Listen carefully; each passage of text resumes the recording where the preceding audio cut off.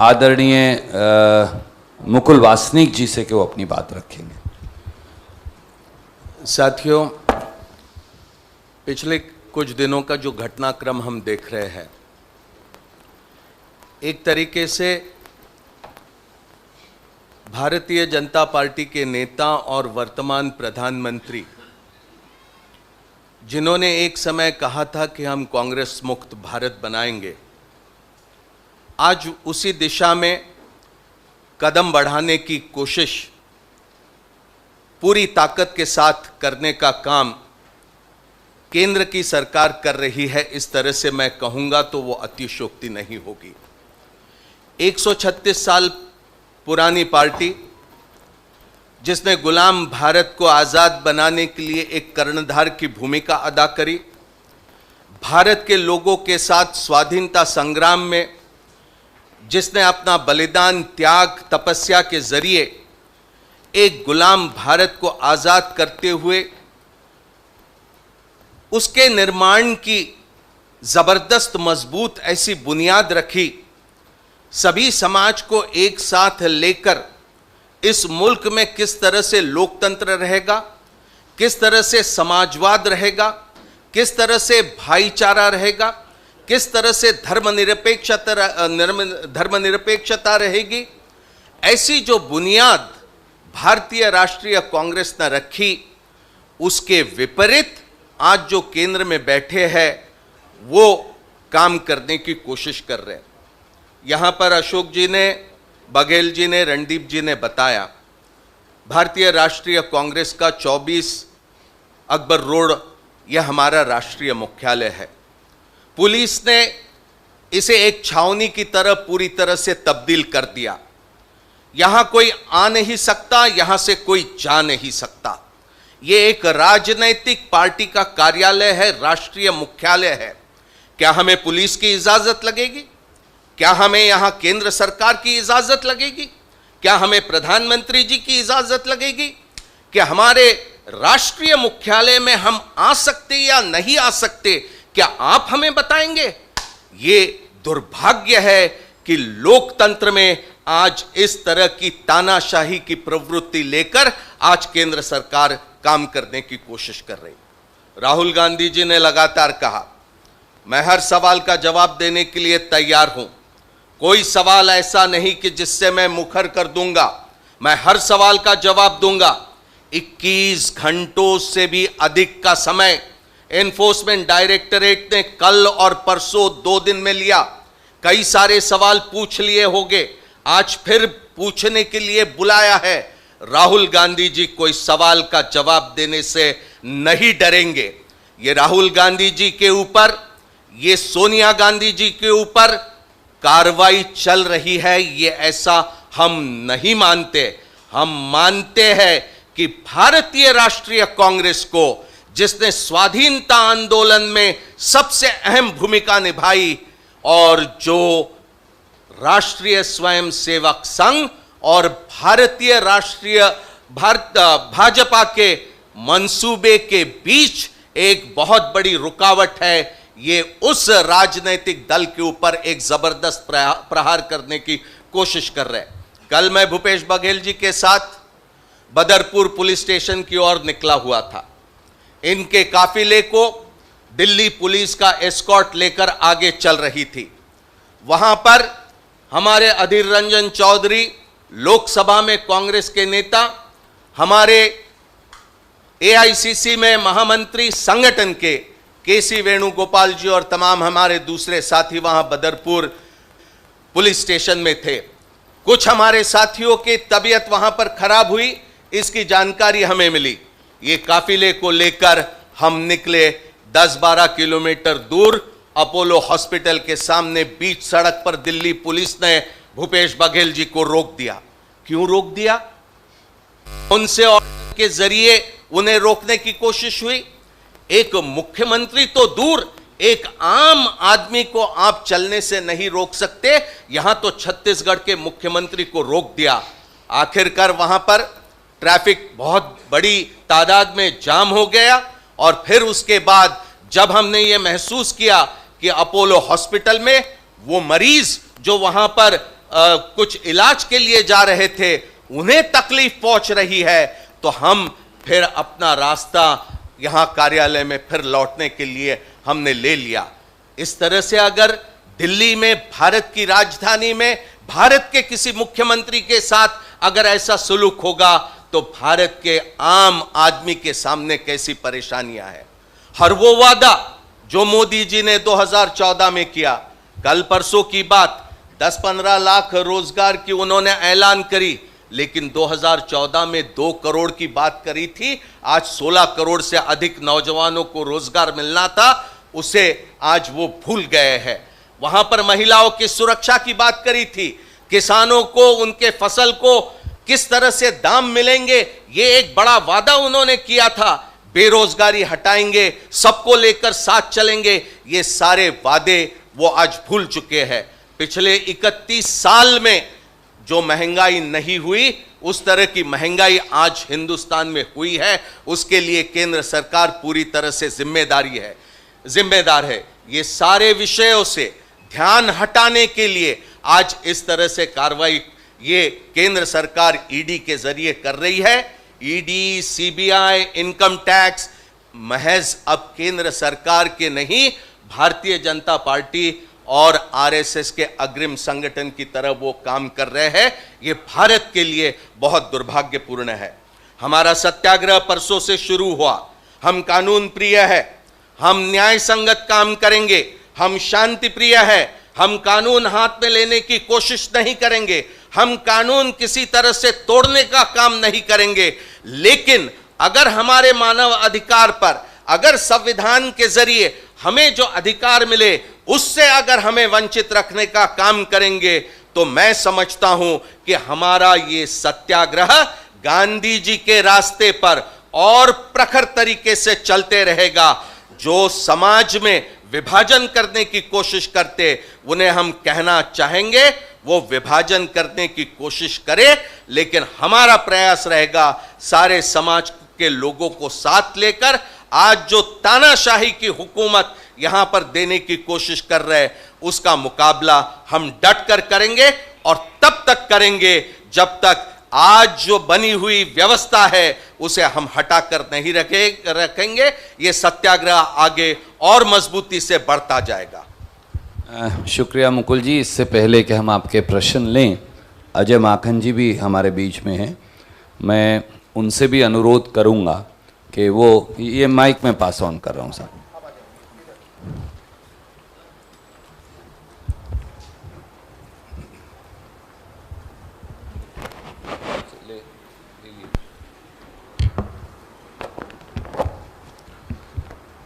बहुत ही विस्तार से हमारे वरिष्ठ नेताओं ने यहाँ पे सारी बात रखी है। मैं केवल एक बात और जोड़ना चाहूँगा कि किसी भी लोकतंत्र के अंदर जहाँ पे शासन करने वाली राजनीतिक पार्टी का कार्य महत्वपूर्ण होता है, निर्बाध रूप से चलना होता है, उसी तरीके से उतना ही ज़रूरी लोकतंत्र को जिंदा रखने के लिए विपक्षी पार्टी को भी कार्य करते रहना उतना ही जरूरी होता है। और जिस लोकतंत्र के अंदर विपक्षी पार्टियों का कार्य को बाधित करने की कोशिश करी जाती है, जिस तरीके से हम देख रहे हैं अभी यहां पे हो रहा है, 24 अकबर रोड पूरे हिंदुस्तान के अंदर कांग्रेस के लोगों के लिए एक मंदिर के समान। यहां पर हमारा ये लोकतंत्र के मंदिर को जिस तरीके से इसके ऊपर एक तरीके से हमला किया जा रहा है, जब यहां पर छावनी के रूप में इसको तब्दील किया जा रहा है, तो मैं समझता हूं कि हिंदुस्तान का कांग्रेस का कार्यकर्ता इसको सहन नहीं करेगा और सड़क के ऊपर उतर करके लड़ेगा। मैं केंद्र सरकार को यह चेतावनी देना चाहता हूं कि लोकतंत्र को बाधित ना करें, लोकतंत्र को कार्य करने दें। और लोकतंत्र का कार्य तभी चलता है जबकि यहां पर विपक्ष पार्टी कार्य करे। विपक्ष पार्टी के कार्य को बंद करके आप लोकतंत्र को नहीं चला सकते। यही हम लोग कांग्रेस पार्टी के सभी लोग यहां पर आज कहना चाहते हैं। धन्यवाद। बहुत बहुत शुक्रिया माखन साहब। Will take question one by one. Siddharth.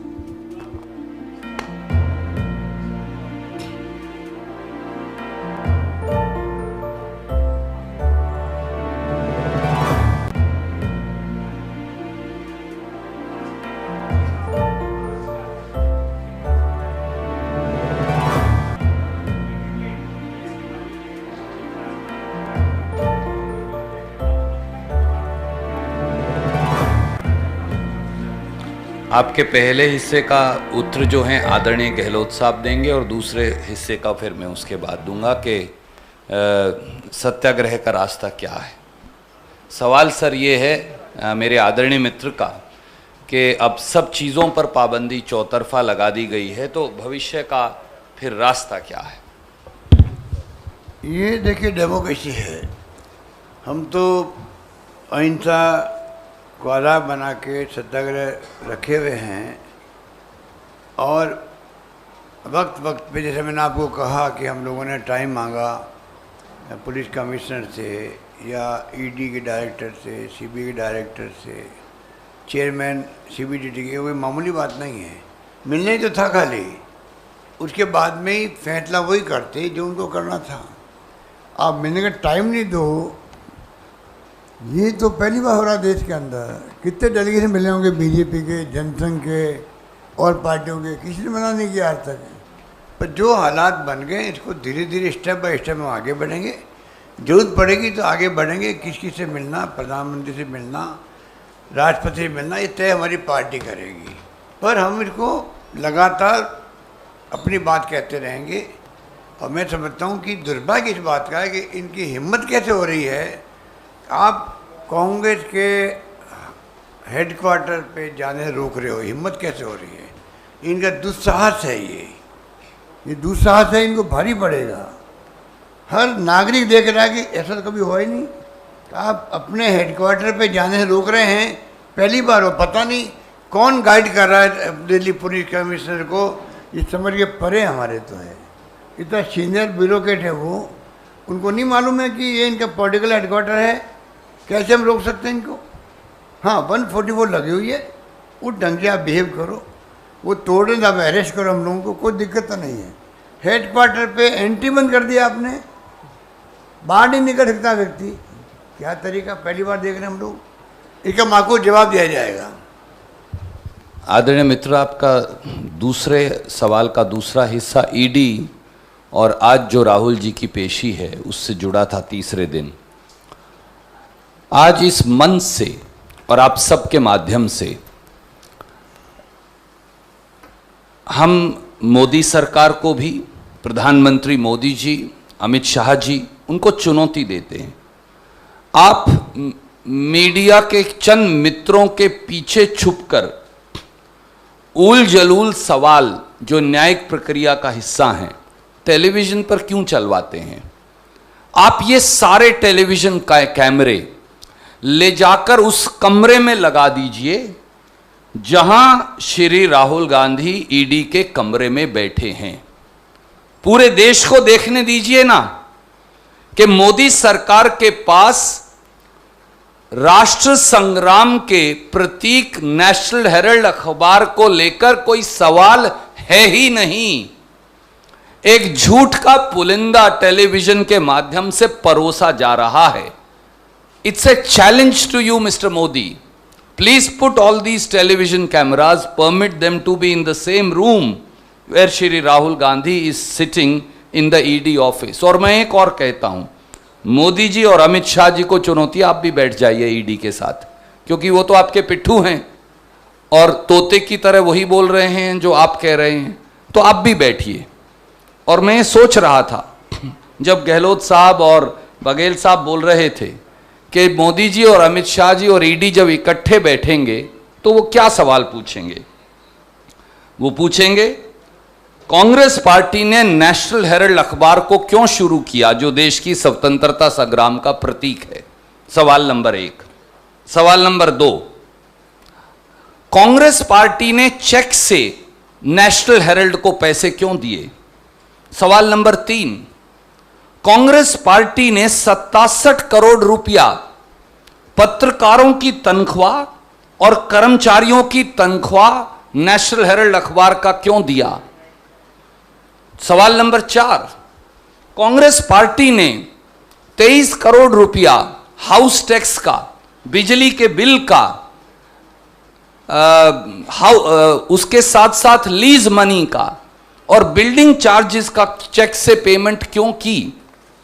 Congress party ने स्वतंत्रता संग्राम के प्रतीक को क्यों रिवाइव किया। आपने नेशनल हेराल्ड के पत्रकारों को उनकी आजीविका और जीवन को क्यों बचाया? आपने उनका वेतन और प्रोविडेंट फंड क्यों दिया? यही तो सवाल होंगे। जैसे मोदी जी फिर कहेंगे जैसे हमने देश की सारी संपत्ति बेच डाली, आपने क्यों नहीं नेशनल हेराल्ड अखबार और एजेएल को बेच डाला? आपने उसे बचाया और संजो के क्यों रखा राष्ट्र हित में? ये सवाल होंगे। तो आप क्यों टेलीविजन के पीछे छुपकर व्हाट्सएप के माध्यम से बचकाना सवाल टेलीविजन पर चलवा रहे हैं? मोदी जी, शाह जी और ईडी के उनके पिट्ठू इन कैमराओं को वहां लगाएं और देश को देखने दें कि एक सवाल पूछने के लिए है ही नहीं, एक प्रपंच और स्वांग रचा जा रहा है।